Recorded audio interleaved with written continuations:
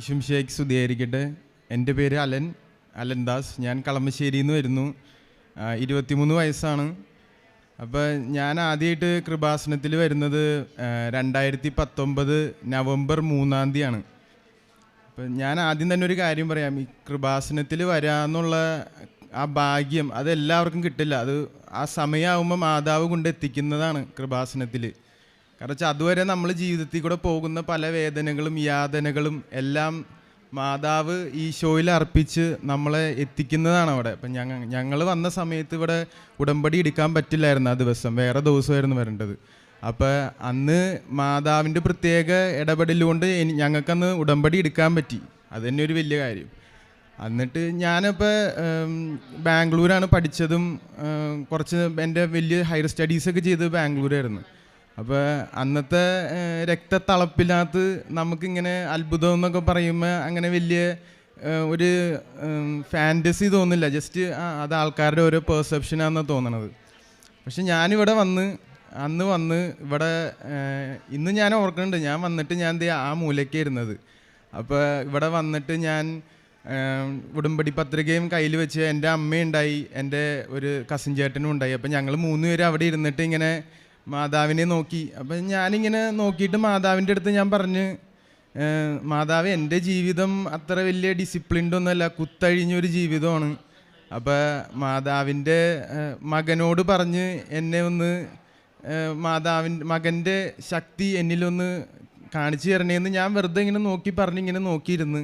കുറച്ചു നേരം കഴിഞ്ഞപ്പോൾ ഞാനറിയാതെ തന്നെ വിങ്ങി പൊട്ടി കരയണമായിരുന്നു ആ മൂലയ്ക്ക് ഇരുന്ന്. അപ്പോൾ എൻ്റെ അമ്മ ഇങ്ങനെ നോക്കിയിട്ട് പറയാണ്, ഇതെന്ത് പറ്റി, ഇവനെന്ത് പറ്റി? അപ്പം ഞാനിങ്ങനെ ഇരുന്ന് പൊട്ടിക്കരഞ്ഞ് എൻ്റെ വെള്ളമൊക്കെ കണ്ണീരൊക്കെ ഇങ്ങനെ മേത്തൊക്കെ ആയി ഞാൻ അവിടെ ഇരുന്ന് കരയുക. ഞാൻ ആരെയും നോക്കണമൊന്നുമില്ല.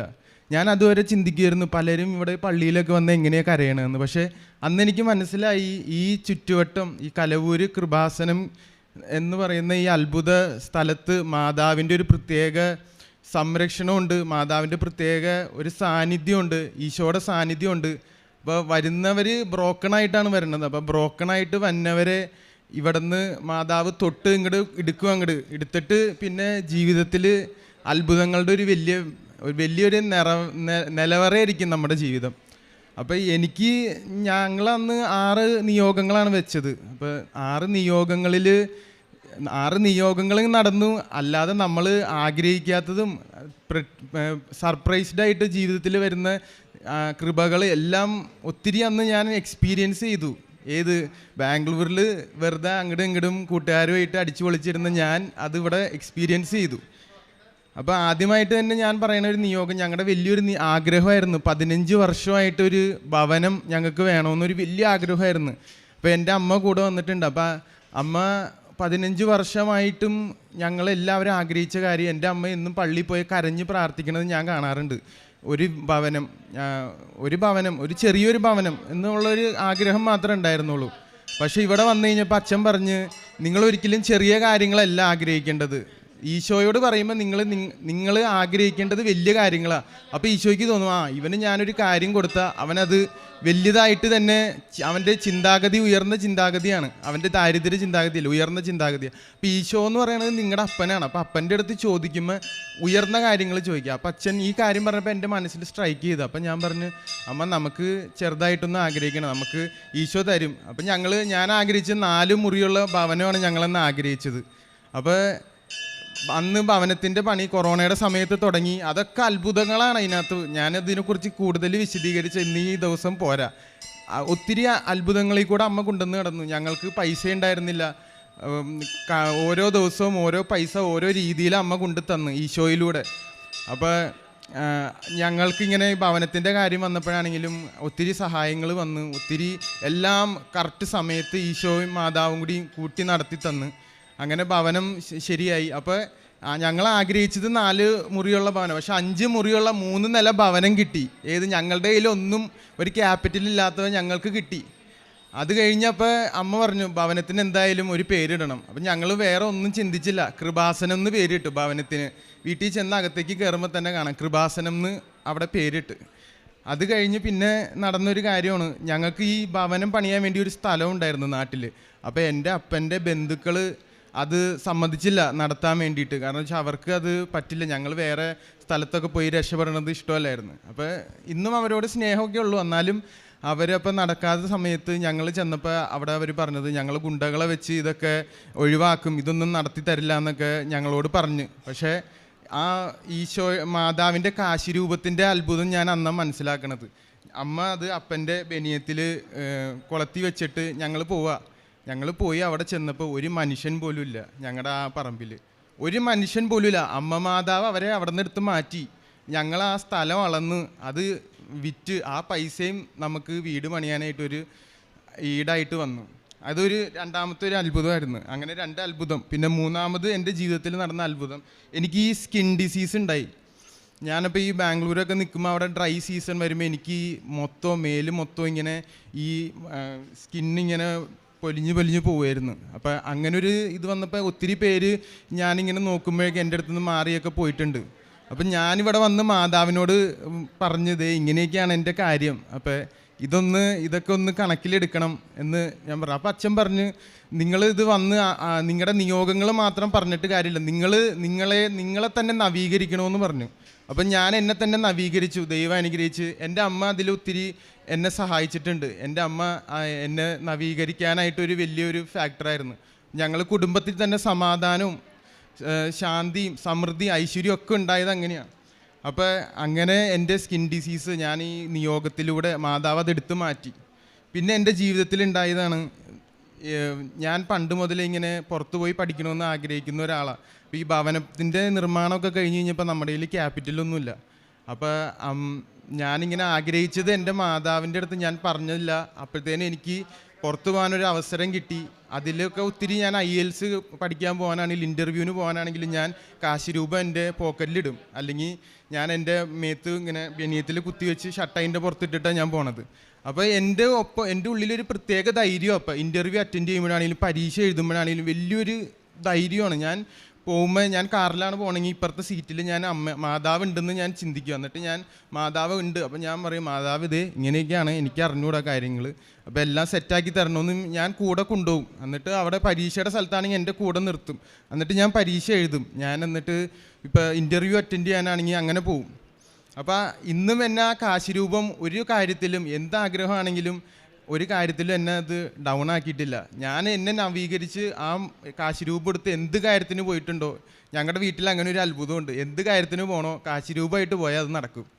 പിന്നെയുള്ള ഒരു കാര്യം, എൻ്റെ ചേച്ചി പാരീസിൽ പഠിക്കാൻ പോയതാണ്. അപ്പോൾ ആൾക്ക് പഠിത്തം കഴിഞ്ഞിട്ട് വിസ വരുന്നില്ല, ജോലി വരുന്നില്ല, ഒന്നുമില്ല. അപ്പോൾ കഷ്ടപ്പാടായിരുന്നു ആൾക്ക് കുറേ നാളത്തേക്ക്. അപ്പം മാതാവിൻ്റെ കാര്യം ഞങ്ങൾ അപ്പോഴാണ് ഈ ഉടമ്പടി എടുക്കുന്നത്. അപ്പം മാതാവിനോട് പ്രത്യേകം പറഞ്ഞ് മാതാവ് ചേച്ചി ഓൺലൈനായിട്ട് ഉടമ്പടി എടുത്ത് ചേച്ചിക്ക് അങ്ങനെ മാതാവിൻ്റെ വേറൊരു സംരക്ഷണം, അവിടെ ഒറ്റയ്ക്കാണ് ജീവിക്കുന്നത്, അവിടെ ഒരു സംരക്ഷണവും പ്രത്യേക സ്നേഹവും ഒന്നും ഇല്ലെങ്കിലും ആൾക്ക് സമാധാനം സംതൃപ്തിയുണ്ട്.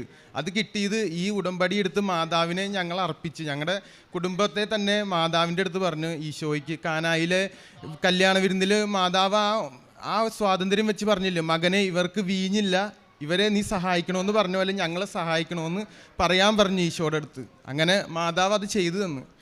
പിന്നെ ജീവിതത്തിലുണ്ടായ വേറൊരു കാര്യമാണ്, എൻ്റെ ഒരു കസിൻ ചേച്ചി, എനിക്ക് വലിയ ഇഷ്ടമുള്ള ഒരു ചേച്ചി, ഷിലു എന്ന് പറയും. അപ്പോൾ ചേച്ചിയുടെ പേര്. അപ്പോൾ ചേച്ചിക്ക് കല്യാണം ഉറക്കല്ല, ചേച്ചിക്ക് നല്ല ജോലിയും കാര്യങ്ങളൊക്കെ ഉണ്ട്. അപ്പം ഞാൻ അമ്മയുടെ അടുത്ത് പറയാം, നമുക്ക് ആ ചേച്ചിയുടെ കാര്യം ഒന്ന് ഉടമ്പടിയിൽ വെക്കാം. അങ്ങനെ ആ ചേച്ചിയുടെ കാര്യം ഉടമ്പടിയിൽ വെച്ച് 3 മാസത്തിനകം നല്ല ആലോചന വന്ന് അവരിപ്പോൾ സന്തോഷമായിട്ട് ഗുജറാത്തിൽ ജീവിക്കണേണ്, സന്തോഷത്തിൽ. അങ്ങനെ എന്നെ സ്ട്രൈക്ക് ചെയ്തൊരു വചനം കേട്ടോ, നീ വിശ്വസിച്ചാൽ നീ ദൈവമഹത്വം ദർശിക്കും എന്നുള്ളൊരു വചനം, അതാണ് എന്നെ സ്ട്രൈക്ക് ചെയ്തത്.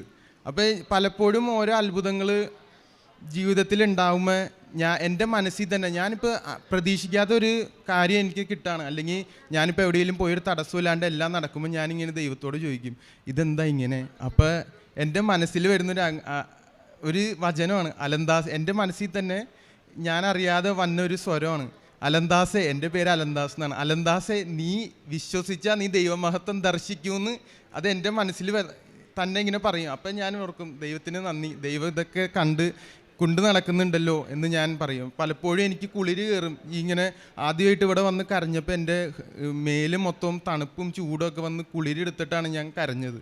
അപ്പം എനിക്ക് മനസ്സിലായി മാതാവിനെ തൊട്ടതാണ്. അത് ഞാൻ എന്നിവിടെ വന്നാലും ആ വാതിലിൻ്റെ അവിടെ നിന്ന് ഇവിടെ എത്തുമ്പോൾ എനിക്കത് കിട്ടും. മാതാവ് അപ്പോൾ പറയും അതെ അലൻദാസ് വന്നിട്ടുണ്ടെന്നുള്ള രീതിയിൽ എന്നെ തൊടും. അത് എനിക്ക് ഉറപ്പാണ്. പിന്നെയുള്ള കാര്യം, ഒത്തിരി അഡിക്ഷൻസ് ഉണ്ടായിരുന്നു എനിക്ക് എൻ്റെ ലൈഫിൽ. അപ്പം ഞാനത് ലൈഫിൽ നിന്ന് മാറില്ല എന്ന് വിചാരിച്ച കുറേ കാര്യങ്ങൾ ഇവിടെ വന്ന് ഉടമ്പടി എടുത്തേ പിന്നെ എനിക്ക് അതിനകത്ത് ആ ഒരു അഡിക്ഷൻ എൻ്റെ ലൈഫിൽ വന്നിട്ടില്ല. പിന്നെ അതൊരു അഡിക്ഷൻ ആയിട്ടില്ല, ഞാൻ അതിനെക്കുറിച്ച് ചിന്തിച്ചിട്ടില്ല. അങ്ങനെ ഒത്തിരി അനുഗ്രഹങ്ങൾ എൻ്റെ ജീവിതത്തിലും എൻ്റെ കുടുംബത്തിലും എൻ്റെ ബന്ധുക്കൾക്കും മിത്രങ്ങൾക്കും ഒക്കെ മാതാവ് ഈശോയിലൂടെ തന്നു. ആ മാതാവിന്, അമ്മ മാതാവിനും ഈശോയ്ക്ക് ഞാൻ നന്ദി പറയുന്നു. നന്ദി, നമസ്കാരം. പരിശുദ്ധമ്മയ്ക്ക് തിരുക്കുമാനവരാരും നന്ദി പറയാം. അലൻദാസ് പറഞ്ഞ സാക്ഷ്യം വലിയൊരു സാക്ഷ്യമാണ്. ഒന്നാമത് അലൻ പറയുന്ന അലവന് 23 വയസ്സേ ആയിട്ടുള്ളൂ. അപ്പോൾ അലൻ ബാംഗ്ലൂർ പഠിച്ചുകൊണ്ടിരിക്കുന്ന സമയത്താണ് പറഞ്ഞത്, ഞാനിങ്ങനെ അടിച്ചു പൊളിച്ച് നടക്കുന്ന സമയത്ത് എനിക്ക് ഈ അത്ഭുതങ്ങളിലും കാര്യങ്ങളിലും ഒന്നും അങ്ങനെയുള്ള വിശ്വാസങ്ങളൊന്നുമില്ല. ശരിക്കും പറഞ്ഞാൽ നമ്മളുടെ യുവജനങ്ങളിൽ പലർക്കും ആ ഒരു ബോധം പോലും ഇല്ല പലപ്പോഴും. എന്ന് പറഞ്ഞാൽ ശരിക്കും പറഞ്ഞാൽ അവർ അങ്ങനെ ചിന്തിക്കണില്ല. കാരണം അവർ ജനിച്ച് വളർന്ന് വന്നതിൽ അത്രയും കാര്യങ്ങളൊന്നും അവർ കണ്ടിട്ടില്ല. അപ്പോൾ അതുകൊണ്ട് ഇവർക്ക് ഇതിനെക്കുറിച്ച് വലിയ ബോധ്യമൊന്നുമില്ല. പക്ഷേ അലൻദാസ് ഇവിടെ പറയണത്, ഞാനിവിടെ കൃപാസനത്തിൽ വന്ന് ഞാനിവിടെ ഈ ഒരു സൈഡിലായിട്ട് ഇരുന്ന സമയത്ത് എൻ്റെ ശരീരത്തിലൊരു തണുപ്പ് പോലെ അനുഭവപ്പെട്ടിട്ട് കുളിർന്ന് കയറി. എന്നിട്ട് ഞാൻ ചുമ്മാ ഇരുന്ന് കരയാൻ തുടങ്ങി. അപ്പോൾ ദേവാലയത്തിലിരുന്ന് ഒത്തിരി പേര് കരയണത് കണ്ടിട്ടുണ്ട്, പക്ഷേ ഇങ്ങനെ കരയണ ഞാൻ ആദ്യമായിട്ട് എൻ്റെ കണ്ണിൽ നിന്ന് ഒത്തിരി കരയാൻ തുടങ്ങി. ഞാൻ കരഞ്ഞതിന് ശേഷം എൻ്റെ അമ്മ പോലും ചോദിച്ചു ഇതെന്താ ഇവനിങ്ങനെ ഇരുന്ന് കരയണേന്ന്. പക്ഷേ പറയുകയാണ്, അന്ന് അമ്മ മാതാവ് തൊട്ടതാണ് അലനെ. എന്നിട്ട് പറയുകയാണ്, അലൻ പറഞ്ഞ വചനം അതാണ്, വിശ്വസിച്ചാൽ നീ ദൈവമഹത്വം ദർശിക്കും. അപ്പോൾ അലൻ അന്ന് വിശ്വസിക്കുകയാണ്. അതുവരെയുള്ള ജീവിതത്തിൽ നിന്ന് മാറിയിട്ട് അമ്മ മാതാവിനെ പൂർണ്ണമായിട്ടും വിശ്വസിക്കുകയാണ്. ഇനി വിശ്വസിച്ച് കഴിഞ്ഞിട്ട് നടക്കുന്ന ഒന്നാമത്തെ കാര്യം എന്ന് പറയുന്നത്, ഇവർ പറയുകയാണ് 14 വർഷമായിട്ടാണ് ഒരു ഭവനം വേണമെന്ന് ആഗ്രഹിച്ചത്. അപ്പോൾ അതവർ 4 മുറിയാണ് ആഗ്രഹിച്ചത്. ഇവരുടെ കയ്യിൽ ക്യാപിറ്റലും കാര്യങ്ങളും ഒന്നുമില്ല. പക്ഷേ കണ്ണീരോടുകൂടി അമ്മയോട് ഇവരെ നിയോഗം വെച്ച് പ്രാർത്ഥിച്ചു. പറയുകയാണ്, 5 മുറിയുള്ള 3 നില വീട് നൽകി ഞങ്ങൾക്ക് സ്വപ്നതുല്യമായൊരു ഭവനം നൽകി പരിസ്ഥിതി മാതാവ് അനുഗ്രഹിച്ചു. ഇനി അതോടൊപ്പം വർഷങ്ങളായിട്ട് മുടങ്ങിക്കിടന്ന സ്ഥലം വിൽക്കാൻ പറ്റുന്നുണ്ടായിരുന്നു, അളക്കാൻ പറ്റുന്നുണ്ടായിരുന്നില്ല. അപ്പോൾ അതിനൊത്തിരി പേര് തടസ്സം നിൽക്കുന്നുണ്ടായിരുന്നു. അപ്പം അന്ന് ഉടമ്പടി കാശ് രൂപം കയ്യിലേന്തി പോയതിൻ്റെ ഫലമായിട്ട് ആ സ്ഥലം അളക്കുന്ന സമയത്ത് അവിടെ ഒരാൾ പോലും ഇല്ല. അമ്മമാതാവ് എല്ലാവരും എടുത്ത് മാറ്റി. എന്നിട്ട് ആ സ്ഥലം അവിടെ വിൽക്കുവാനും ഭവനത്തിൻ്റെ പണിക്ക് അത് സഹായിക്കുകയും ചെയ്തു. പിന്നെ അലനുണ്ടായിരുന്ന സ്കിൻ ഡിസീസസ് അമ്മയോട് ഇവിടെ നിന്ന് പറഞ്ഞായിരുന്നു, എൻ്റെ കാര്യങ്ങളൊക്കെ ഇങ്ങനെയാണ്, അമ്മയൊന്ന് ഇടപെടണേന്ന്. അമ്മ മാതാവ് ഇടപെട്ടുകൊണ്ട് പൂർണ്ണമായിട്ടും ഉള്ള സൗഖ്യം നൽകി. പിന്നെ പറയുകയാണ്, അലനെ ഇംഗ്ലണ്ടിൽ പഠിക്കുവാനായിട്ട് പോകാനുള്ള അവസരം പരിസ്ഥിതി മാതാവ് കൊടുത്തു. സഹോദരി പാരീസിലായിരുന്നു, അവളുടെ ജോലി അവിടെ കൃത്യതയോടെ ആക്കുകയും മനസ്സമാധാനത്തോടെ ജീവിക്കുവാനുള്ള സന്തോഷം കൊടുത്ത് പരിശുദ്ധ മാതാവ് അനുഗ്രഹിച്ചു. പിന്നെ ഒരു കസിൻ്റെ വിവാഹം വർഷങ്ങളായിട്ട് നടക്കുന്നുണ്ടായിരുന്നില്ല. അമ്മയോട് പറഞ്ഞുകൊണ്ട് ഉടമ്പടി ചെയ്ത് പ്രാർത്ഥിച്ചു. അപ്പോൾ അതും ആ വിവാഹവും പൂർണ്ണമായിട്ടും നടന്നു. അപ്പോൾ പിന്നെ പറയുകയാണ്, അമ്മ എപ്പോഴും ദേവാലയത്തിൽ പോയ ഒരു ഭവനത്തിന് വേണ്ടി എല്ലായ്പ്പോഴും കണ്ണു നനഞ്ഞ് പ്രാർത്ഥിക്കാറുണ്ടായിരുന്നു. പക്ഷേ ഇവിടെ വന്നു അമ്മ മാതാവിൻ്റെ സന്നിധിയിൽ വന്നതിന് ശേഷമാണ് അമ്മ മാതാവ് ദൈവപിതാവിനോട് പറഞ്ഞ ആ കാര്യങ്ങളെല്ലാം സാധിച്ചു കൊടുക്കുന്നത്.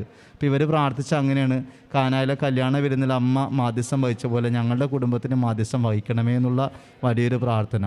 ഈശോയുടെ ചൈതന്യത്തിൽ നിലനിൽക്കുവാനും കർത്താവിൻ്റെ കൃപ ഉൾക്കൊള്ളാനും കർത്താവിനെ സ്നേഹിക്കുവാനും അമ്മമാതാവിൻ്റെ അനുഗ്രഹം പ്രാപിക്കുവാനും ഉടമ്പടി പ്രാർത്ഥന നമ്മളെ ശക്തരാക്കുന്നു.